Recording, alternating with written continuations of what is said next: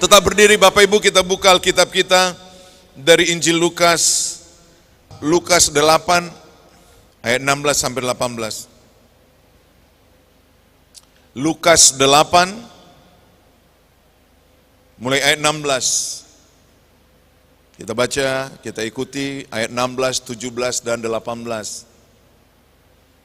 Udah siap untuk mendengar firman? Siap dilawat oleh firman? Demikian firman Tuhan, perumpamaan tentang pelita. Tidak ada orang yang menyalakan pelita lalu menutupinya dengan tempayan atau menempatkannya di bawah tempat tidur. Tetapi ia menempatkannya di atas kaki dian, supaya semua orang yang masuk ke dalam rumah dapat melihat cahayanya. Sebab tidak ada sesuatu yang tersembunyi yang tidak akan dinyatakan, dan tidak ada sesuatu yang rahasia yang tidak akan diketahui dan diumumkan. Karena itu, perhatikanlah cara kamu mendengar. Karena siapa yang mempunyai kepadanya akan diberi, tetapi siapa yang tidak mempunyai, daripadanya akan diambil juga apa yang ia anggap ada padanya. Amin. Yang berbahagia adalah setiap orang yang dengan sungguh-sungguh mendengarkan, sungguh-sungguh merenungkan, sungguh-sungguh memelihara, dan juga sungguh-sungguh melakukan setiap firman itu di dalam kehidupannya setiap hari. Haleluya. Amin. Silakan duduk Bapak Ibu. Tuhan Yesus memberkati. Shalom. Salam sejahtera buat kita semua. Walaupun sangat sedikit yang ibadah, karena terganggu dengan cuaca, tidak sampai setengah dari yang biasa ibadah, tetapi kita adalah orang yang beruntung, karena kita berhasil menghadapi, melewati tantangan atau gangguan. Terutama bagi Anda yang naik kendaraan umum dan pakai motor, yang pakai angkutan umum dan pakai motor, lambaikan tangan. Lambaikan tangan. Anda adalah orang yang luar biasa menang. Karena yang lainnya, hanya gara-gara gangguan cuaca seperti itu, mereka gagal. Karena biasanya mereka ibadah, tapi karena gangguan cuaca. Saudaraku, ini juga menjadi renungan, menjadi pelajaran bagi kita. Karena di hari-hari terakhir menjelang kedatangan Tuhan, akan banyak berbagai hal akan menghalangi kita untuk hidup di dalam kebenaran, apalagi untuk melakukan firman.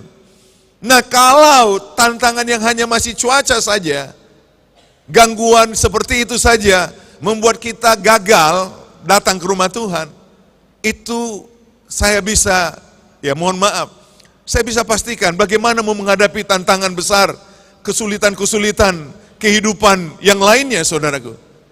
Amin, tahu apa amin? Iya, karena kita tahu musim hujan, yang pakai motor, siapkan jas hujan.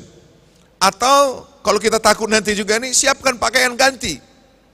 Orang yang mempersiapkan diri, yang senantiasa berjaga-jaga, itulah yang nanti yang akan mendapatkan berkat-berkat dari Tuhan dan mendapatkan apapun yang terbaik yang Tuhan mau berikan kepada mereka.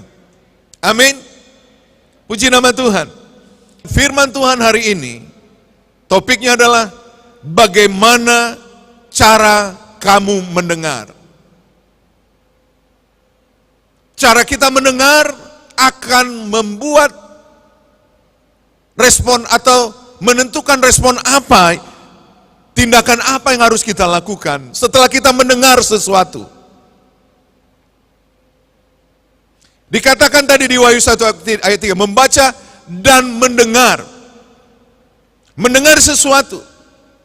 Kalau kita mendengar nasihat, mendengar pelajaran di sekolah, seorang murid ketika mendengar pengajaran atau pelajaran di sekolah, cara dia mendengar akan sangat menentukan untuk dia memahami pelajaran. Bahkan lebih lagi, akhirnya menentukan kelulusan dia atau nilai yang akan diperoleh. Cara mendengar itu menjadi sangat penting. Dan buat kita umat Tuhan, jemaat yang dikasihi Tuhan, jemaat ini yang mendapatkan anugerah Tuhan, di tengah-tengah perjalanan pelayanan yang kita telah lalui bersama, kita melihat bagaimana tangan Tuhan begitu nyata menyertai. Walaupun ada goncangan, ada badai, ada topan datang, tetapi kita tetap bertahan. Bahkan kita melihat kemuliaan Tuhan, pembelaan Tuhan nyata atas kita, atas jemaat. Kita kembali tentunya untuk merefresh, menyegarkan lagi, supaya kita jangan terlena dengan apa-apa yang sedang kita kerjakan hari-hari ini. Saudaraku, seberhasil apapun kita mengerjakan tugas kita, pekerjaan kita, bisnis kita, pendidikan kita hari-hari ini, itu tidak menentukan kita masuk ke dalam rancangan kekekalan. Tetapi kalau kita menangkap setelah mendengar firman, taat kepada firman, karena kita fokus hanya mencari rahasia dan melakukan kebenaran firman, maka firman yang berkata, carilah dahulu kerajaan Allah, maka segala sesuatu ditambahkan kepadamu. Kalau kita tangkap rahasia firman itu, justru apa yang kita kejar, mungkin pekerjaan yang berhasil, bisnis yang berhasil, pendidikan, mungkin prestasi di tempat pekerjaan, mungkin selama ini yang kita kejar. Tetapi kalau kita menangkap kebenaran firman ini, kalau kita terus mencari Tuhan, mencari rahasianya, dan kita mau mengerjakan apa yang Tuhan mau kerjakan dalam kehidupan kita, justru apa yang dikejar manusia di dunia ini, untuk mengejar kekayaan, keberhasilan, jabatan, itu semua diberikan kepada setiap orang yang mencari wajah Tuhan. Dan itu saya rasakan hari lepas hari. Tidak ada hal yang paling rindu di dalam kehidupan saya, mencari terus wajah Tuhan, meminta terus rahasia-rahasianya dibukakan. Dan Bapak Ibu tahu, justru ketika membawa firman kitab Wahyu, rahasia kitab Wahyu dan akhir zaman di Talaud, banyak rahasia yang baru dibukakan. Dan kembali kalau kita lihat Wahyu 1 ayat 3, ketika firman itu dibukakan, masalahnya adalah membaca kitab Wahyu, semua orang bisa baca. Dan gereja Tuhan dari abad ke abad telah membaca kitab Wahyu. Walaupun sangat sedikit orang yang membacanya, tetapi ada orang yang sudah membacanya, tetapi belum dibukakan rahasianya. Bagaimana kita mau mengerti, apalagi mau mengerjakan apa yang tertulis di dalam kitab nubuat itu, kalau belum dibukakan. Tetapi sebaliknya, perhatikan, ketika rahasianya dibukakan, ketika segala sesuatunya dengan begitu detil sudah dinyatakan dan telah diberitahu apa yang harus dikerjakan, tandanya apa? Seperti dikatakan, waktunya sudah dekat. Artinya ketika kitab ini sudah dibukakan, menyatakan bahwa waktunya sudah dekat. Sama seperti zaman Nuh, ketika Nuh menerima rahasia. Rahasia apa? Rahasia bahwa bumi dan isinya akan dimusnahkan Tuhan melalui air bah. Maka sejak Nuh mendapatkan informasi itu dari Tuhan, dia menyampaikannya kepada orang-orang di zamannya. Tetapi tidak ada orang yang percaya kecuali Nuh dan keluarganya. Dan ketika Nuh yang menerima rahasia itu, Nuhlah yang akan mengalaminya. Ketika di zaman Sodom Gomora, Lot mendapatkan informasi melalui Abraham bahwa Sodom Gomora akan dimusnahkan oleh Tuhan. Maka ketika informasi itu dibukakan, rahasia itu dibukakan, maka pada zaman orang yang menerima rahasia itulah akan mengalami apa yang dibukakan oleh Tuhan. Karena itu Bapak Ibu Saudara sekalian, kita yang telah dibukakan rahasia kitab Wahyu, kitalah yang akan mengalami zaman-zaman itu. Itu sebabnya ini belum dibukakan 50 tahun yang lalu. Belum dibukakan apalagi 100, 200 tahun yang lalu. Tetapi gereja Tuhan yang hidup pada masa menjelang kedatangan Tuhan, itulah yang dipercaya Tuhan untuk mendengarkan rahasia itu, supaya gerejanya menyiapkan diri. Karena itu umat Tuhan, selama 3 tahun kita telah belajar mendengar firman tentang kitab Wahyu. Saya tahu ada orang-orang yang malas mendengar ini. Rasanya mereka ini adalah orang yang sudah lebih tahu tentang Tuhan. Ketika mulai mendengar tentang kitab Wahyu, ini lagi. Saya kasih tahu, saya tidak pusing siapa Anda. Saya tidak pusing berapa lama Anda berjemaah di tempat ini. Dan saya tidak pusing Anda suka atau tidak suka mendengarkan firman itu. Saya hanya menyampaikan apa yang harus saya sampaikan. Ya, masalah kita mau mendengar, mau percaya, mau tidak, itu urusan kita masing-masing. Tetapi saya begitu yakin, dan sangat yakin, generasi kita lah yang akan mengalami masa-masa akhir di muka bumi. Segala sesuatu apa yang ditulis di dalam Alkitab, mungkin bagi manusia ada yang mengatakan itu mungkin hanya cerita-cerita saja.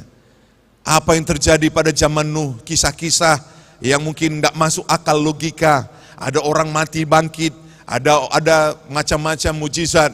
Orang berkata itu hanya, ya ada orang-orang yang pesimis atau orang-orang yang skeptis tentang isi Alkitab.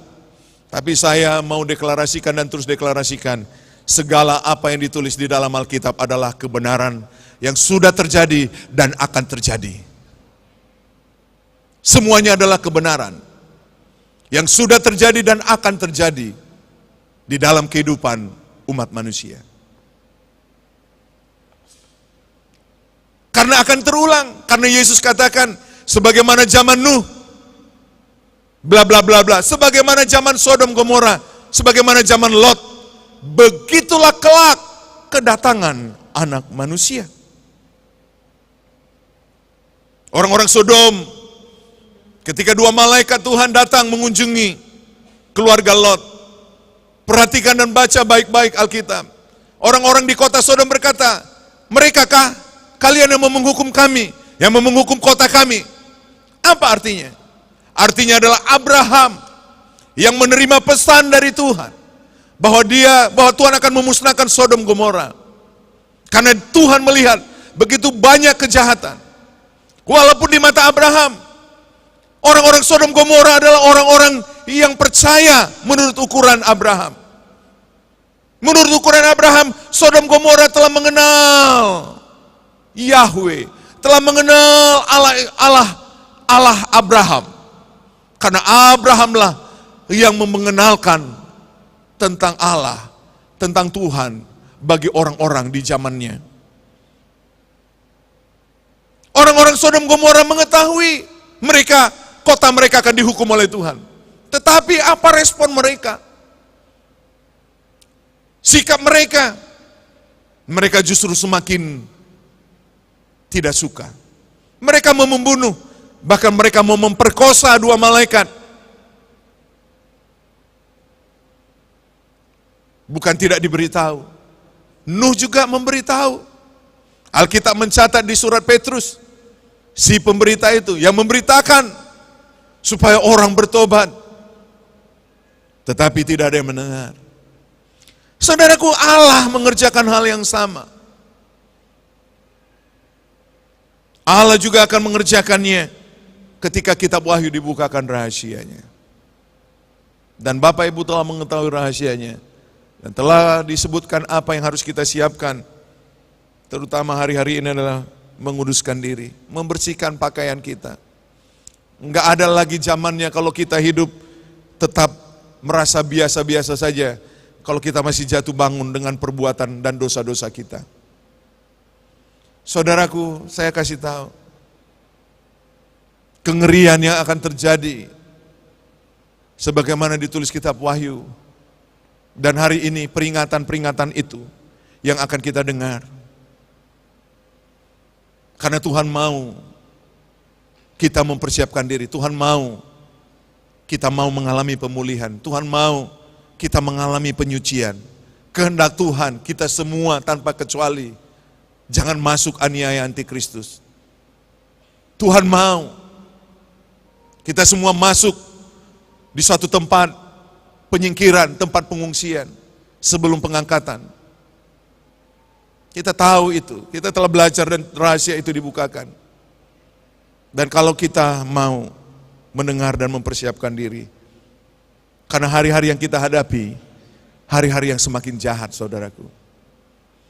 Hanya orang-orang yang punya pondasi yang kuat di dalam kebenaran firman, yang punya iman terhadap kebenaran firman itu, hanya orang-orang itulah yang mungkin bisa bertahan. Meskipun demikian juga banyak yang akan gugur. Walaupun mereka tetap kudus, orang-orang yang kudus dikatakan Alkitab, tetap juga masuk aniaya antikristus. Karena mereka tidak memiliki ketaatan 100%. Banyak contoh di Alkitab yang harus kita belajar, supaya kita jangan mengulangi kesalahan orang-orang yang melakukan kesalahan. Tetapi juga kita belajar bagaimana kita memperoleh kemenangan, memperoleh berkat dan janji Tuhan, dengan belajar dari orang-orang yang berhasil menang, yang sebagaimana ditulis firman Tuhan. Jadi kitab Wahyu berkata, waktunya sudah singkat. Singkat karena apa? Ketika rahasia itu dibukakan. Dan ketika rahasia itu benar-benar dibukakan, orang yang mendengar rahasia itulah yang akan mengalaminya. Orang yang telah dibukakan rahasia kitab Wahyu akan mengalami apa yang terjadi dalam kitab Wahyu. Bukan nanti. Generasi gereja sekarang. Nah, kembali kepada firman tadi dikatakan, perhatikanlah cara kamu mendengar. Coba kita lihat kembali Lukas 8. Tidak ada orang menyalakan pelita, lalu menutupinya dengan tempayan atau menempatkannya di bawah tempat. Tahu Anda pelita? Lampu. Orang yang menghidupkan lampu tentu adalah untuk maksud menjadi penerang. Tidak mungkin orang menghidupkan lampu, menghidupkan pelita, menutupinya, saudaraku. Pelita itu dipakai untuk menerangi, supaya semua kelihatan. Supaya apapun itu bisa dilihat. Dan itulah Tuhan mau beritahu. Dan kita tahu, firman Tuhan adalah pelita. Firman Tuhanlah yang menjadi penerang atas segala sesuatu. Firman Tuhanlah yang akan menerangi hal-hal yang masih gelap. Firman-Mu Tuhan, pelita bagi kakiku. Janji-Mu, terang bagi jalan-jalanku.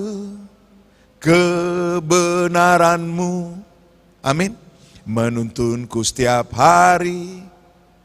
Firman, pelita. Firmanlah yang akan membukakan hal-hal yang masih gelap. Firman Tuhan sajalah yang membukakan apa yang masih belum kita mengerti.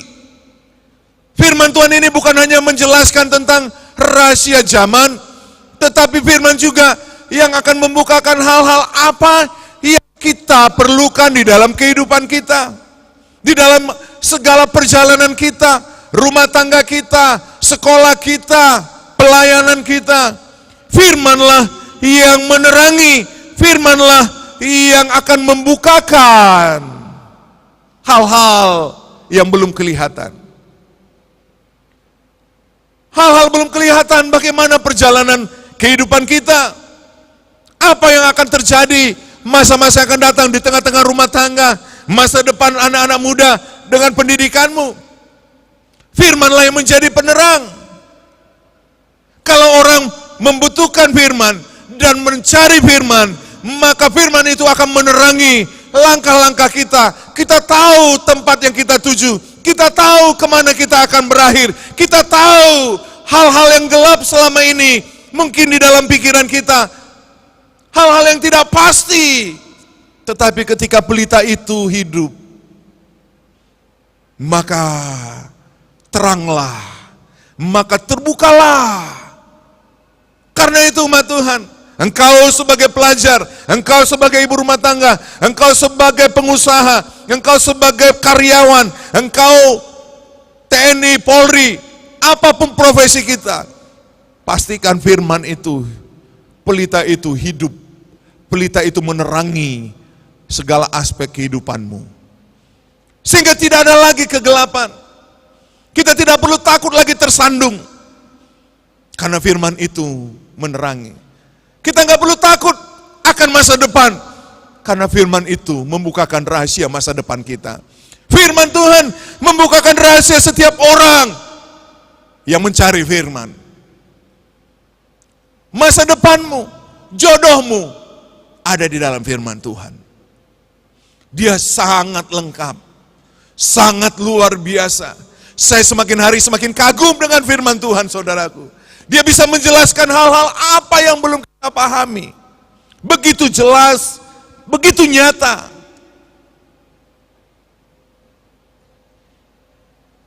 Dan ayat 17 berkata, sebab tidak ada sesuatu yang tersembunyi yang tidak akan dinyatakan. Tidak ada sesuatu yang rahasia yang tidak akan diketahui dan diumumkan. Nah, kalau kita pengen tahu, pengen dinyatakan hal-hal yang masih belum kita mengerti, cari pelita firman Tuhan. Maka kita akan memahami, oh, rupanya begini toh. Rupanya yang saya hadapi ini ada rancangan Tuhan, ada maksud Tuhan. Dan pelita itu, firman itu menerangi pikiran kita untuk memahami situasi keadaan kita. Tidak ada yang tersembunyi yang tidak akan dinyatakan.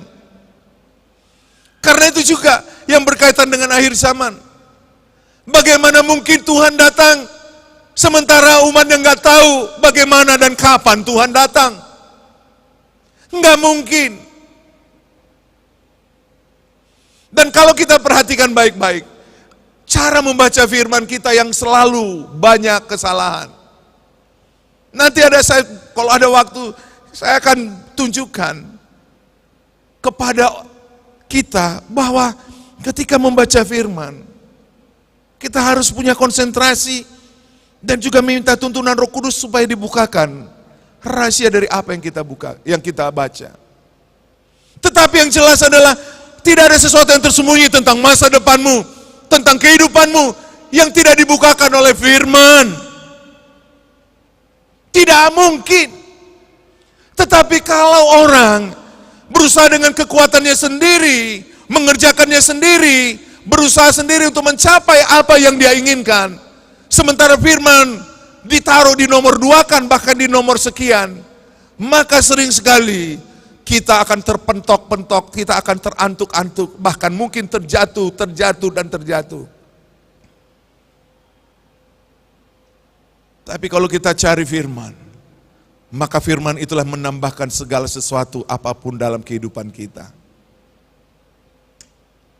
Ya, ketika saya semakin sungguh-sungguh minta Tuhan terus tambahkan, bukakan rahasia kitab Wahyu. Saya nggak ada pusing yang lain-lain, saudaraku, hari-hari ini. Yang lain-lain Tuhan tambahkan. Yang lain-lain Tuhan promosikan saya. Yang lain-lain Tuhan percayakan kepada saya hal-hal yang nggak pernah saya pikirkan. Sebagaimana Bapak Ibu sering saksikan, sering dengarkan. Justru Tuhan tambahkan hal-hal yang lain. Dan ketika Tuhan tambahkan hal-hal yang lain, seterusnya juga, akhirnya seperti, Anda tahu seperti per yang terputar, apa namanya ini? Apa? Pegas ya, pegas. Kalau per itu kan ada yang rata, yang begini. Tapi ini yang berpilin-pilin, kalau Anda punya ballpoint itu ada per, nah pernya itu. Jadi umat Tuhan, itu adalah di bawah seperti per.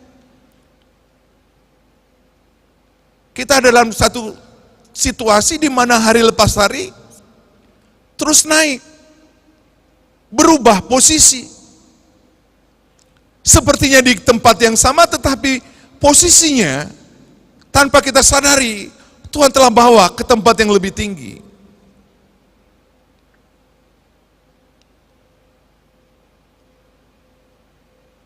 Cari dahulu kerajaan Allah dan kebenarannya, maka segala sesuatunya akan ditambahkan kepadamu. Kenapa banyak orang gak menangkap rahasia ini dengan baik? Ada orang, bahkan kebanyakan orang Kristen adalah mencari dulu dan tempelkan Tuhan, stempel Tuhan. Minta Tuhan untuk mengesahkan apa yang mereka kejar.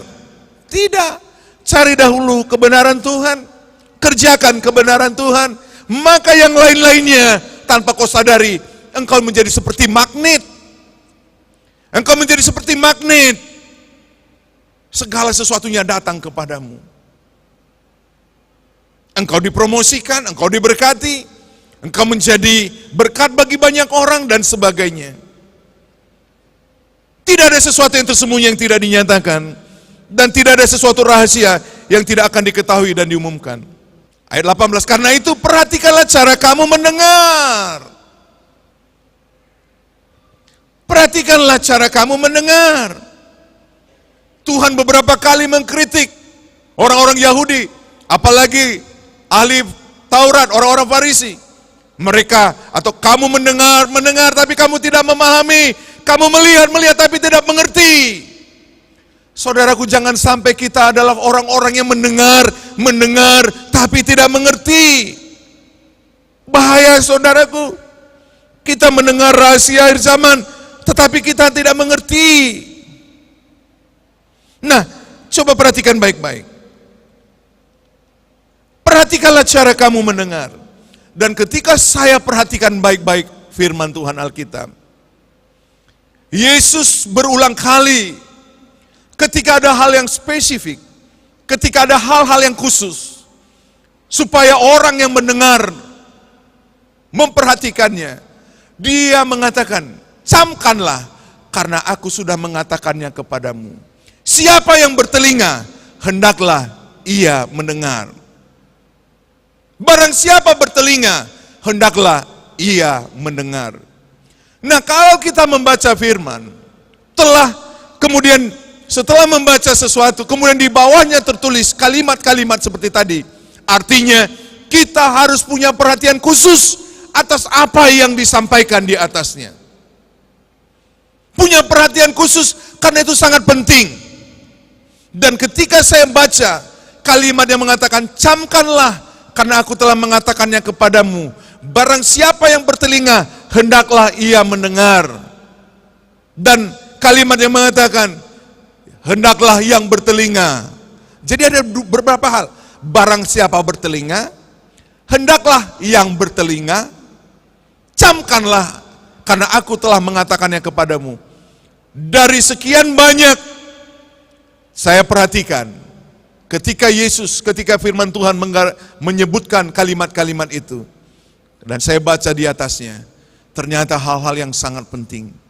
Dan 90% yang dikatakan supaya perhatikan, yang bertelinga, tentang akhir zaman.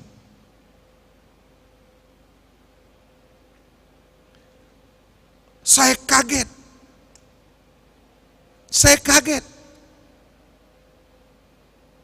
Iya. Saya kaget sekali saudaraku. Mari kita lihat. Ayat 43 dari Matius 13. Saya kasih contoh satu aja.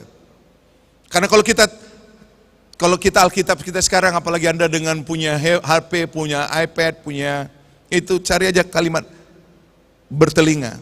Dan kita lihat apa pesan Tuhan yang khusus. Di ayat 43, pada waktu itulah orang-orang benar akan bercahaya seperti matahari dalam kerajaan Bapa mereka. Siapa bertelinga, hendaklah ia mendengar. Tanda seru. Siapa bertelinga, hendaklah ia mendengar. Tanda seru. Artinya apa? Yesus mengharapkan perhatian murid-murid.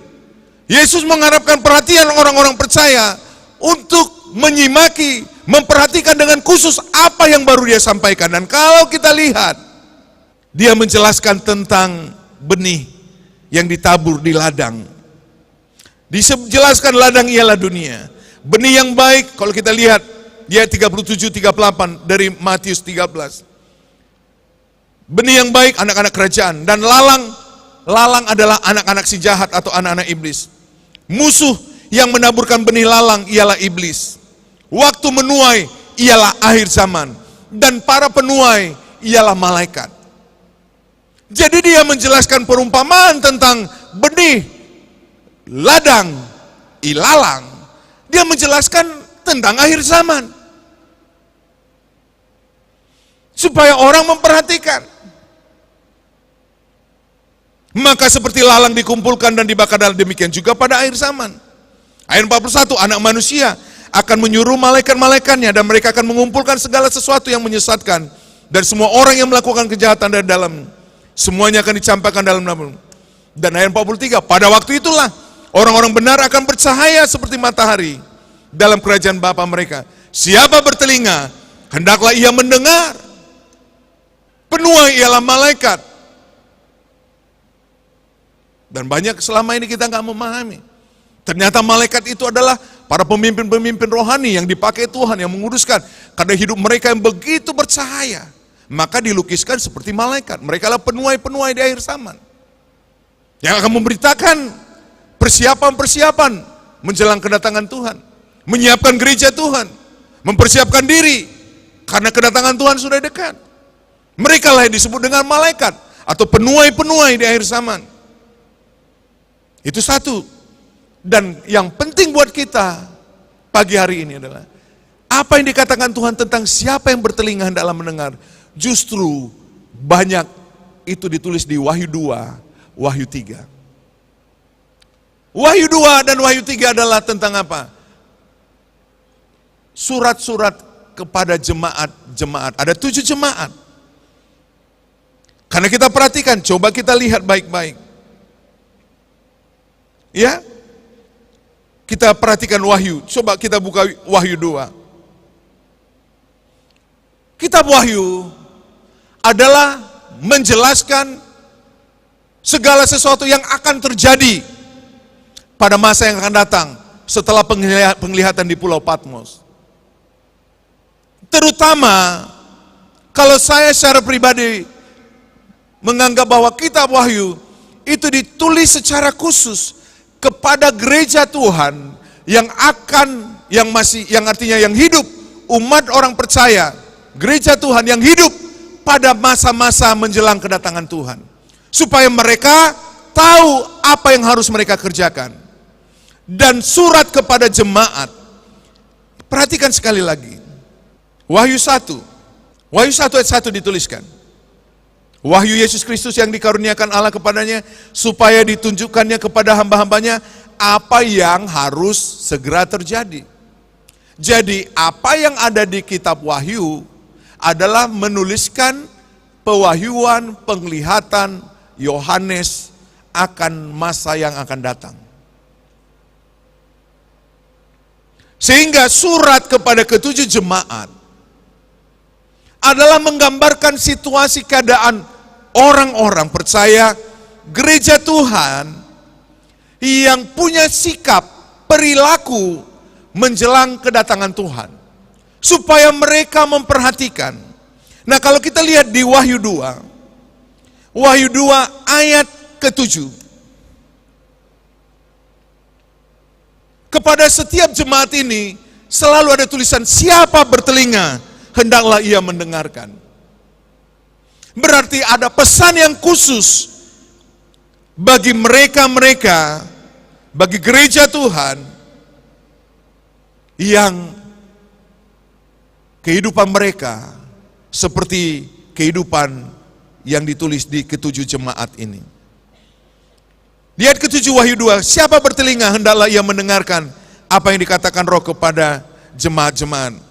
Barang siapa menang, artinya yang berhasil, yang mendengarkan nasihat, yang ini. Apa nasihatnya? Sebelum kita lihat nanti buahnya. Kepada jemaat Efesus, disebutkan mulai kedua, aku tahu jeripayahmu, aku tahu pekerjaanmu, jeripayahmu maupun ketekunanmu. Aku tahu bahwa engkau tidak sabar terhadap orang-orang jahat, bahwa engkau telah mencobai mereka yang menyebut dirinya rasul, tetapi yang sebenarnya tidak demikian. Bahwa engkau telah mendapati mereka pendusta. Dan engkau tetap sabar dan menderita oleh namaku. Dan engkau tidak mengenal lelah. Namun demikian, aku mencela engkau. Karena engkau telah meninggalkan kasihmu yang semula. Sebab itu, ingatlah betapa dalamnya engkau telah jatuh. Bertobatlah dan lakukanlah lagi apa yang semula engkau lakukan. Jika tidak demikian, aku akan datang kepadamu dan aku akan mengambil kaki dianmu dari tempatnya, jikalau engkau tidak bertobat. Di ayat 7 ditulis, siapa bertelinga, hendaklah ia mendengarkan apa yang dikatakan Roh kepada jemaat. Yang menang, atau orang yang berhasil, yang kembali cinta mula-mula kepada Tuhan. Jadi jemaat, tidak ada alasan buat kita, oh dulu saya melayani Tuhan. Waduh, Alkitab mengatakan kepada gerejanya menjelang kedatangan Tuhan, kalau di antara kita, kalau di antara umatnya yang tidak lagi penuh dengan kasih mula-mula, cepat bertobat. Walaupun dulu kita dipakai Tuhan luar biasa seperti yang dikatakan oleh firman ini. Oh, kau tahu orang yang bohong, ada orang yang mengaku hamba Tuhan, yang mengaku dirinya rasul, karena ada Roh Tuhan dalam hidupmu, kau tahu bahwa dia penipu. Engkau mengkritik mereka, engkau menegur mereka, engkau sabar, tetapi sekarang engkau telah kehilangan kasih mula-mula. Cepat bertobat. Di hadapan Tuhan, orang yang kehilangan kasih mula-mula sudah terlalu jauh, terlalu dalam terjatuh. Dan tahun-tahun ini sampai menjelang kedatangan Tuhan, Tuhan ingatkan supaya orang-orang kembali hidup dengan kasih mula-mula di dalam Tuhan. Inilah proses pemulihan. Inilah waktu pemulihan. Dan kalau kita menang, kembali punya kasih mula-mula di dalam Tuhan, maka kepada kita akan dikatakan apa? Di ayat 7 tadi, ayat 7. Siapa bertelinga hendaklah yang mendengarkan apa yang dikatakan Roh kepada jemaat. Barang siapa menang, dia akan kuberi makan dari pohon kehidupan yang ada di taman Firdaus Allah. Akan kuberi makan dari pohon kehidupan. Ini gambaran dari apa? Firman berkata di Zakaria atau di yang mengatakan, aku akan menjadikan padang gurun seperti Taman Eden. Berarti menjelaskan orang-orang yang menang akan dipelihara Tuhan masuk ke padang gurun pengungsian, padang gurun penyingkiran. Karena Tuhan katakan seperti padang gurun, ya, aku akan mengubah padang gurun seperti Taman Eden. Yesaya 51 ayat 3. Sebab Tuhan menghibur Sion, menghibur segala reruntuhannya. Ia membuat padang gurunnya seperti Taman Eden, dan padang belantarannya seperti taman Tuhan. Di situ terdapat kegirangan dan sukacita, nyanyian syukur dan lagu yang nyaring.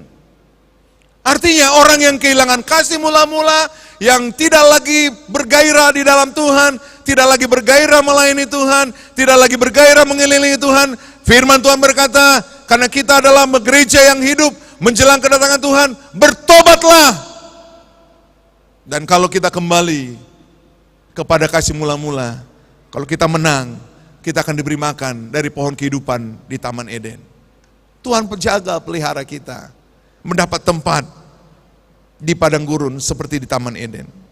Itu bagi orang-orang di Efesus. Kalau kita kehilangan kasih mula-mula, mari, kalau kita bertelinga, hendaklah kita mendengar dengan baik. Kembalilah kepada kasih mula-mula. Yang kedua, kepada orang di jemaat Smyrna, Wahyu 2 ayat 9 sampai 11. Perhatikan ayat 9 sampai 11 Wahyu 2. Jemaat Smyrna. Jemaat ini jemaat yang miskin, susah. Difitnah terus mulai ayat 9, coba. Aku tahu kesusahanmu dan kemiskinanmu, namun engkau kaya. Dan fitnah mereka yang menyebut dirinya orang Yahudi, tetapi yang sebenarnya tidak demikian. Sebaliknya mereka adalah jemaah iblis. Jangan takut terhadap apa yang harus engkau derita. Sesungguhnya iblis akan melemparkan beberapa orang dari antaramu ke dalam penjara, supaya kamu dicobai dan kamu akan beroleh kesusahan selama 10 hari. Hendaklah engkau setia sampai mati, dan aku akan mengaruniakan kepadamu mahkota kehidupan. Siapa bertelinga, hendaklah ia mendengarkan apa yang dikatakan Roh kepada jemaat-jemaat. Siapa menang, ia tidak akan menderita apa-apa oleh kematian yang kedua.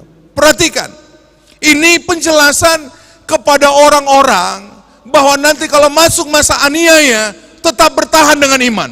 Jangan menyangkal Yesus. Udah dikasih ingat. Tetapi kita tentu tidak mau, saudaraku.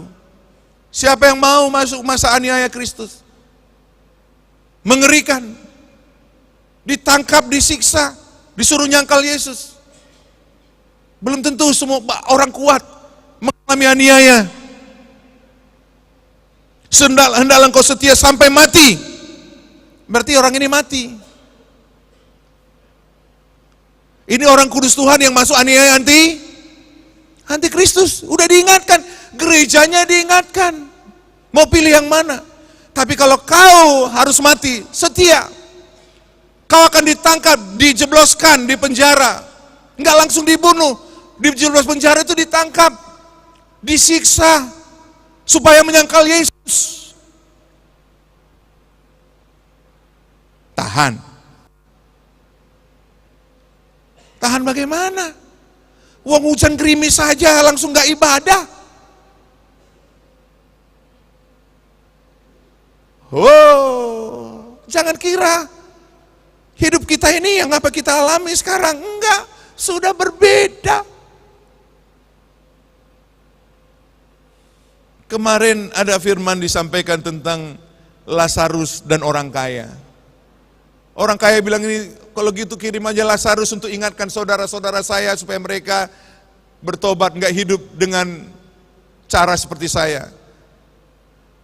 Tuhan bilang, Abraham bilang apa? Enggak ada gunanya. Kalau mereka enggak mendengar, tidak percaya dengan kitab para nabi, tidak mendengar hamba-hamba Tuhan. Walau orang mati bangkit bilang suruh mereka bertobat, tetap tidak akan bertobat. Camkan baik-baik saudaraku. Kadang ada orang berpikir, nanti kalau malaikat datang, baru saya percaya. Jangankan malaikat, orang yang mati bangkit bilang bahwa kiamat sudah dekat dan sebagainya. Bahkan kalau nanti Rasul Paulus datang hidup, sampaikan kepada orang-orang, betul, akhir zaman sudah dekat. Orang bilang, ini setan dari mana lagi nih? Hati-hati cara kamu mendengar. Ini jemaat Smyrna. Kalau kamu tertangkap, coba jemaat yang katanya kuat, ya ayat 10, jangan takut terhadap apa yang harus engkau derita. Ini peringatan. Karena di ayat 11, siapa bertelinga, hendaklah ia mendengar. Kalaupun kita nanti taat setia tetapi tertangkap, karena kita tidak percaya akan ada namanya penyingkiran, kita tidak percaya ada pengungsian di padang gurun. Orang kudus Tuhan juga dihajar oleh antikristus. Ya ini. Tapi kalau kau ditangkap, bertahan sampai mati. Mau?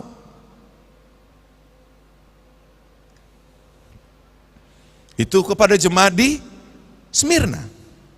Pergamus. Kita baca di Wahyu 2 ayat 14 sampai 16. Tetapi aku mempunyai beberapa keberatan terhadap engkau.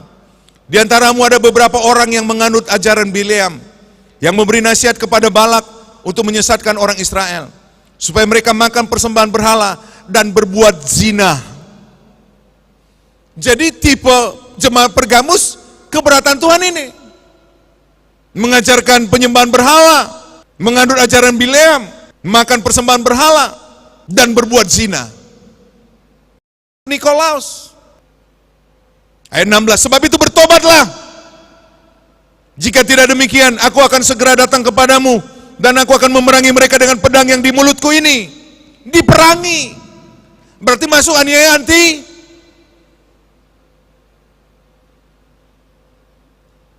Halo, ya ini itu jemaat-jemaat. Kalau jemaat di kitab Wahyu itu ya jemaat yang hidup pada masa menjelang kedatangan Tuhan. Kalau tadi jemaat pertama, jemaat apa?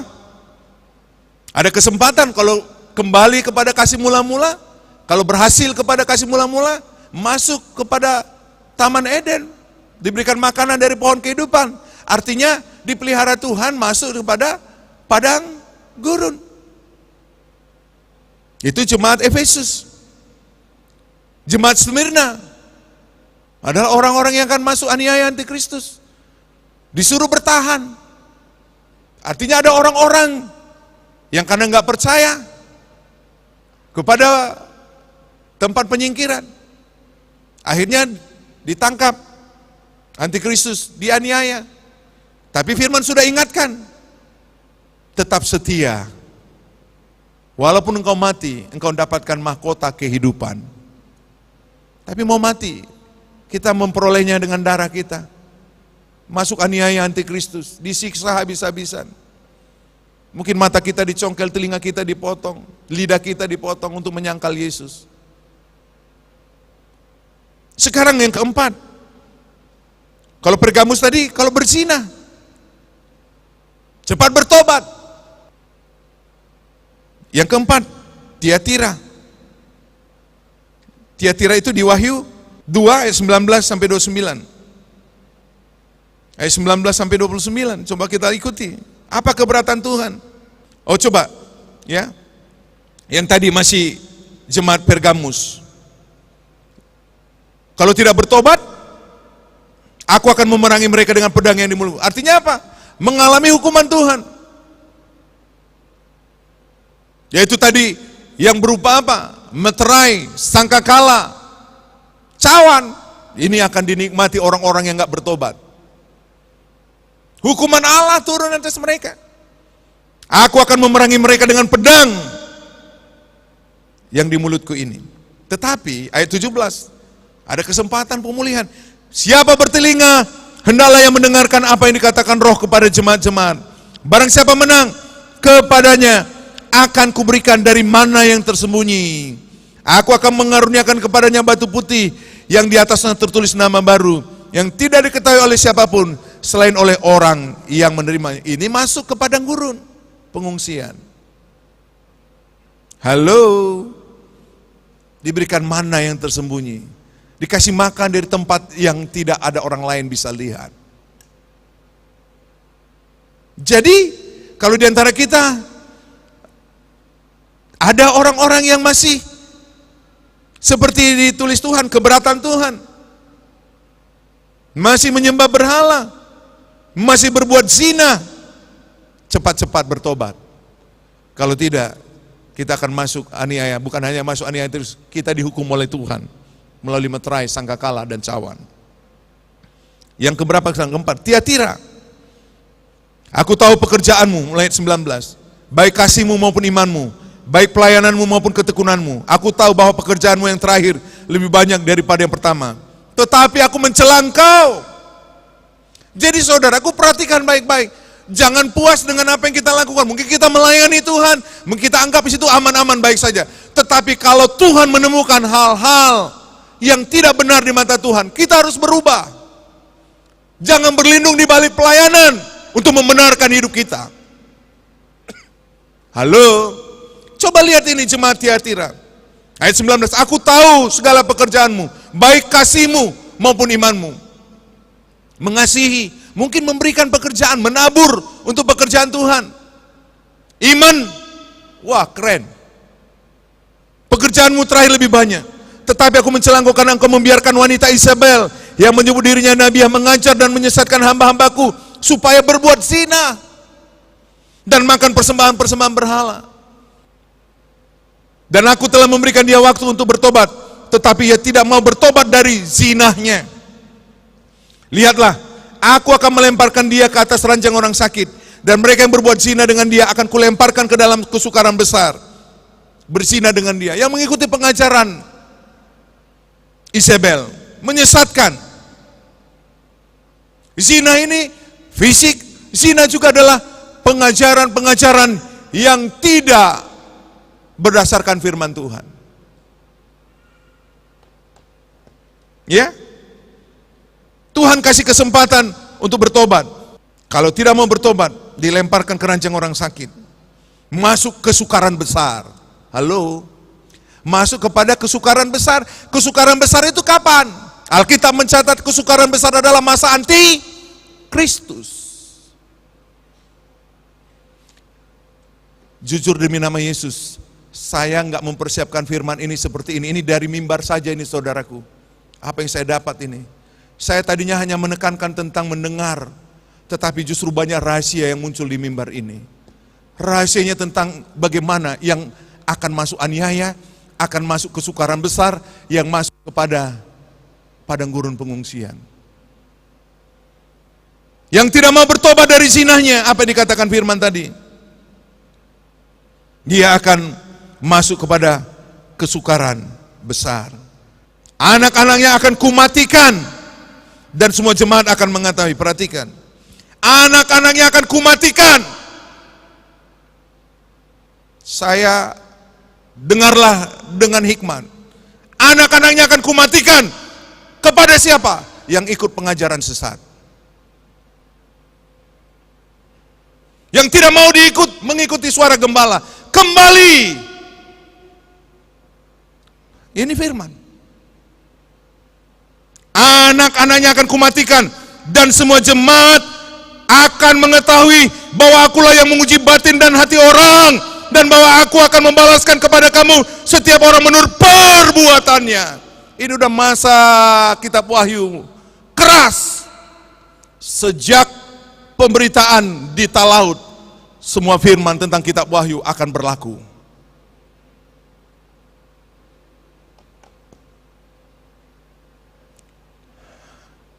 Anak-anak siapa yang akan dibunuh oleh Tuhan? Orang-orang yang masih tidak mau diingatkan, masih ikut pengajaran-pengajaran sesat.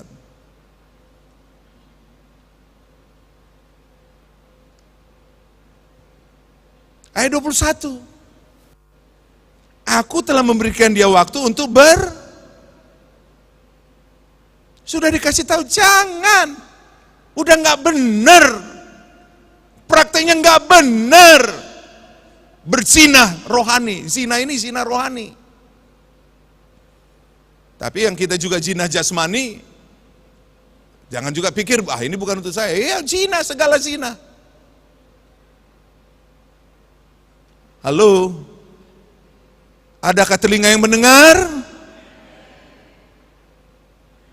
Supaya semua jemaat tahu. Tetapi kepada kamu, yaitu orang-orang lain yang tidak mengikuti ajaran itu, dan yang tidak menyelidiki apa yang mereka sebut seluk-beluk iblis. Ini jelas, ini keberatan yang dulu. Yang ini ayat ini nih. Terbukti toh? Halo? Terbukti sekarang apa yang terjadi? Terbukti.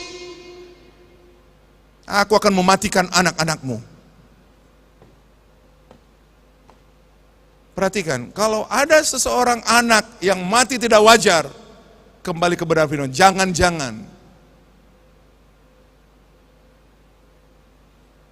Karena ayat 24, menyelidiki seluk-beluk iblis, sudah dikasih ingat. Tetap ngotot. Ayat 26, barang siapa menang dan melakukan pekerjaanku sampai kesudahannya. Artinya orang mengerjakan pekerjaan Tuhan, melakukan firman Tuhan, melayani Tuhan sampai kesudahannya, sampai waktu pengungsian, waktu antikristus menyatakan dirinya. Kepadanya akan kukaruniakan kuasa atas bangsa-bangsa. Artinya apa? Memerintah bersama Yesus di dalam kerajaan 1000 tahun damai. Dan ia akan memerintah mereka dengan tongkat besi. Mereka akan diremukkan seperti tembikar. Tukang periuk sama seperti kuterima dari Bapakku. Dan kepadanya akan kuberikan karuniakan bintang timur. Siapa bertelinga, hendaklah ia mendengarkan apa yang dikatakan Roh kepada jemaat. Biarlah orang yang bertelinga di ruangan ini, biarlah orang yang bertelinga di ruangan ini mendengar apa yang dikatakan Roh kepada jemaat. Sardis, Wahyu 3 ayat 1-6, dengan cepat. Bangunlah, ayat 2 ya. Kuatkanlah apa yang masih tinggal yang sudah hampir mati. Sebab tidak satu pun dari pekerjaanmu aku dapati sempurna di hadapanku. Karena tinggallah bagaimana engkau telah menerima dan mendengarnya. Turutilah itu dan bertobatlah. Karena jikalau engkau tidak berjaga-jaga, aku akan datang seperti pencuri, dan engkau tidak tahu pada waktu manakah aku tiba-tiba datang kepadamu. Ini pewahyuan. orang yang gak bertobat, orang yang tidak taat, yang akan didatangi Tuhan seperti pencuri. Jadi bukan semua orang pakai ayat sembarangan. Oh, tidak ada yang tahu kedatangan Tuhan seperti pencuri. Iya, bagi mereka yang tidak bertobat dan tidak mendengar. Karena yang tiga, jika engkau tidak berjaga-jaga.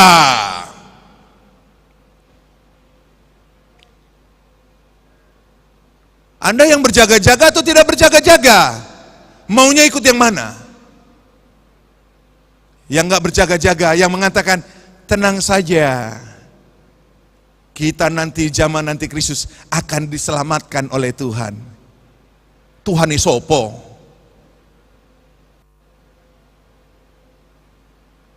Orang yang gak bertobat, yang gak berjaga-jaga, akan mendapatkan hari itu mendadak. Tapi bagi orang-orang yang menyiapkan diri, yang mendengar kitab Wahyu dan menurutinya, berjaga-jaga melakukannya, kedatangan Tuhan tidak seperti pencuri. Alkitab sebenarnya jelas kok menulisnya.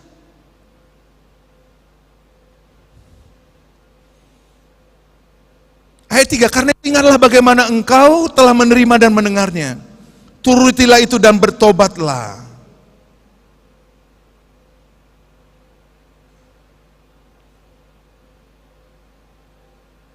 Ayat 4, tetapi di Sardis ada beberapa orang yang tidak mencemarkan pakaiannya.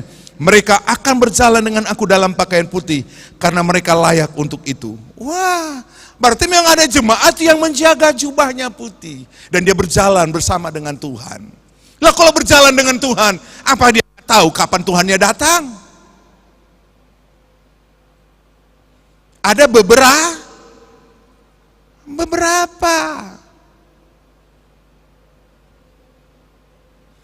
Ayat 5, barang siapa menang, ia akan dikenakan pakaian putih yang demikian. Aku tidak akan menghapus namanya dari kitab kehidupan, melainkan aku akan mengaku namanya di hadapan Bapakku dan di hadapan para malaikatnya. Ayat 6, siapa bertelinga, hendaklah ia mendengarkan apa yang dikatakan Roh kepada jemaat. Ada yang bertelinga di sini? Puji Tuhan. Philadelphia, jemaat Philadelphia ini jemaat yang top. Ini jemaat yang betul-betul menantikan Tuhan. Aku tahu segala pekerjaanmu, ayat 8, Wahyu 3. Aku telah membuka pintu bagimu yang tidak dapat ditutup oleh seorang pun. Aku tahu bahwa kekuatanmu tidak seberapa, namun engkau menuruti firmanku dan engkau tidak menyangkal namaku. Lihatlah beberapa orang dari jemaah iblis, yaitu mereka yang menyebut dirinya orang Yahudi, tetapi yang sebenarnya tidak demikian, melainkan berdusta. Akan kuserahkan kepadamu. Sesungguhnya aku akan menyuruh mereka datang dan tersungkur di depan kakimu dan mengaku bahwa aku mengasihi engkau. Nah, ada orang-orang yang kembali dan mereka mengaku kepada saya, Pak Gem, Tuhan suruh saya kembali kepada Pak Gem. Karena apa? Begitu mereka, orang ini di luar sana ngomong tidak, mulai dipukul Tuhan, dihajar Tuhan, dan Tuhan kembali cepat. Saudaraku, firman adalah firman yang hidup. Apa yang difirmankan, iya dan amin. Karena ayat 10, karena engkau menuruti firmanku untuk tekun menantikan aku, maka aku pun akan melindungi engkau dari hari pencobaan yang akan datang atas seluruh dunia untuk mencobai mereka yang diam di bumi.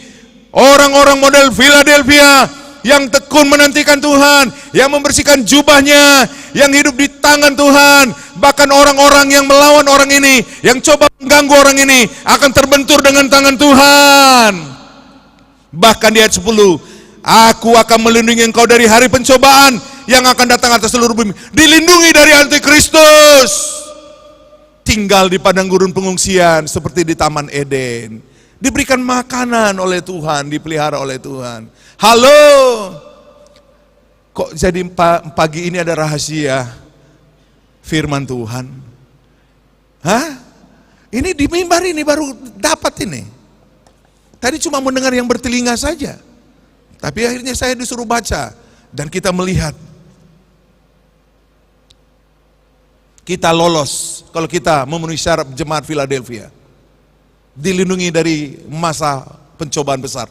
Dilindungi dari aniaya antikristus. Ayat 11. Aku datang segera. Ini memang berlaku untuk orang-orang yang hidup di zaman kitab Wahyu. Peganglah apa yang ada padamu, supaya tidak seorang pun mengambil mahkotamu. Barang siapa menang, ia akan kujadikan soko guru di dalam bait suci Allahku, dan ia tidak akan keluar dari situ. Dan padanya akan kutuliskan nama Allahku, nama kota Allahku, yaitu Yerusalem yang baru, yang turun dari sorga, dari Allahku, dan namaku yang baru. Namaku yang baru, tahan dulu. Itu rahasia yang lain. Siapa bertelinga, hendaklah ia mendengarkan apa yang dikatakan Roh kepada jemaat-jemaat. Enggak ada pilihan lain, jadilah jemaat seperti jemaat Philadelphia. Terakhir, Laodikia. Aku tahu pekerjaanmu enggak panas, enggak dingin. Alangkah baiknya engkau dingin atau panas. Karena karena engkau suam-suam kuku dan tidak dingin atau panas, aku akan memuntahkan engkau dari mulutku. Orang yang suam-suam, ke gereja ya ke gereja, enggak ya enggak, ibadah ya ibadah. Tuhan akan muntahkan. Karena engkau berkata aku kaya dan aku telah memperkayakan diriku dan aku tidak kekurangan apa-apa. Dan karena engkau tidak tahu bahwa engkau melarat dan malang, miskin, buta dan telanjang. Karena banyak orang Kristen merasa hidupnya enggak apa-apa, tenang-tenang aja, semua berlaku dengan baik. Aku berdoa, buktinya aku diberkati. Aku berdoa, buktinya aku dapat jabatan. Tunggu dulu. Di hadapan Tuhan kau telanjang.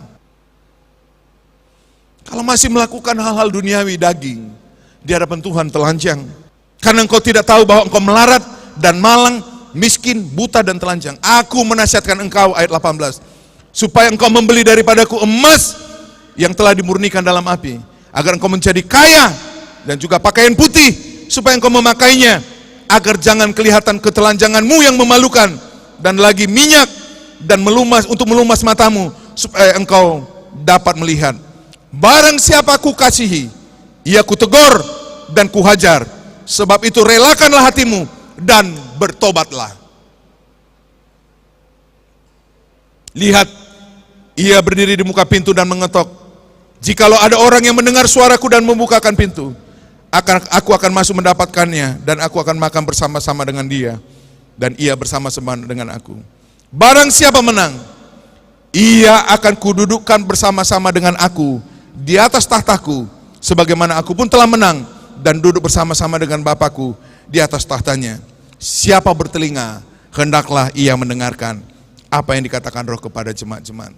Siap dimurnikan seperti emas, siap dikenakan dengan baju putih tanpa noda. Dosa bukan lagi sesuatu yang mengincar, yang berat untuk dihindari. Berpikir buat dosa itu sudah jauh dari orang-orang yang akan sesuai dengan firman ini.